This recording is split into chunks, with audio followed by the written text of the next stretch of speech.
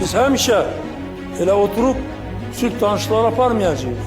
Ancaq her işi gerek o işi bacarabilen adamcıyız. Heydər Əliyevin xalqa müraciətində belə bir cümlə yer alır. Mənim başa çatdıra bilmədiyim bütün işləri İlham Əliyev başa çatdıracaq. Bugün səhər Ermənistan silahlı qüvvələri bir neçə istiqamətdən bizim yaşayış məntəqələrimizi, eyni zamanda hərbi mövqelərimizi ateşə tutdu. Heç bir qüvvə bizi dayandıra bilməz. Heç bir qüvvə Azərbaycan xalqının iradəsi qarşısında duruş gətirə bilməz. Rayon mərkəzləri azad olduqca xalqa müraciətlər edən İlham Əliyevin əlində siyahıları əks etdirən kağızları görmək artıq bir xoşbəxtlik idi.